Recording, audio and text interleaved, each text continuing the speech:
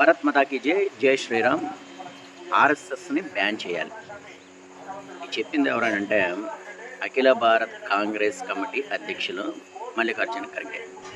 నిజమే మీరు చెప్పినట్టుగా ఆర్ఎస్ఎస్‌ని బ్యాన్ చేసేయాలి. ఎందుకనంటే నిరంతరం దేశం కోసం పనిచేస్తుంది కదా! అంటే దేశం ఒక గొప్ప స్థాయిలోనే ఉండాలి అన్నటువంటి ఆలోచన చేసి ప్రతి ఒక్కరిలోని కూడా దేశభక్తిని పెంపొందిస్తుంది. దానికోసం బ్యాన్ చేసేయాలి. ఎక్కడైనా ప్రమాదాలు జరిగితే మేమున్నామంటూ సహాయ సహకారాలు చేస్తున్నారు కదా! నిజమే దానికోసం బ్యాన్ చేసేయాలి. ఒక గొప్ప గొప్ప వ్యక్తుల్ని ఈ దేశానికి ఇచ్చింది కదా! దానికోసం బ్యాన్ చేసేయాలి. ఒక విషయం తెలుసుకోండి.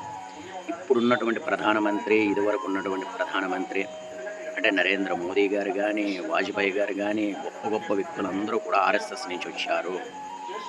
ఆర్ఎస్ఎస్ నుంచి వచ్చారు కనుకే ఈరోజు దేశం అగ్రగామి సంస్థలోకి వెళ్ళడానికి ప్రయత్నం చేస్తున్నారు. మరి ఇటువంటి గొప్ప వ్యక్తులు ఇచ్చినందుకు ఆర్ఎస్ఎస్‌ని బ్యాన్ చేసేద్దాం. మాట్లాడే ముందు కాస్తైనా ఆలోచించాలి సార్. మనం ఏ సంస్థ మీద తప్పుడు ప్రచారం చేస్తున్నామో ఆలోచించండి. ఈరోజు దేశంలో ఎక్కడ ఏ విపత్తు జరిగినా ముందుగా వాళ్ళే వచ్చి సహాయ సహకారాలు అందిస్తున్నారు. ప్రతి ఒక్కరిలో దేశభక్తిని పెంపొందిస్తున్నారు.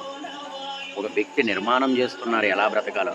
మరి అటువంటి వ్యక్తుల్ని తయారు చేస్తున్నటువంటి సంస్థని బ్యాన్ చేసేయాలి. మీరు ఆడిన మాట చాలా తప్పుడు మాట. మీకు తెలియకపోతే ఆర్ఎస్ఎస్ క్యాంపుకి రండి. ఆర్ఎస్ఎస్ ఏం చేస్తుందో దగ్గరుండి చూపిస్తాం. అంతేగాని ఆర్ఎస్ఎస్ని బ్యాన్ చేసేయండి ఇటువంటి తప్పుడు మాటలు మాత్రం ఇంకోసారి ఆడకండి.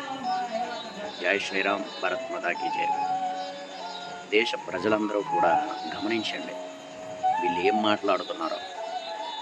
ఆర్ఎస్ఎస్ని బ్యాన్ చేసేయాలి, దేశం ఒక గొప్ప స్థాయిలోకి వెళ్తే దాన్ని అడ్డుకట్టు వేసేయాలి, ఇటువంటి ఆలోచనలు చేస్తున్నటువంటి వ్యక్తుల్ని ప్రతి ఒక్క భారతీయుడు గమనించాలని కోరుకుంటున్నాం.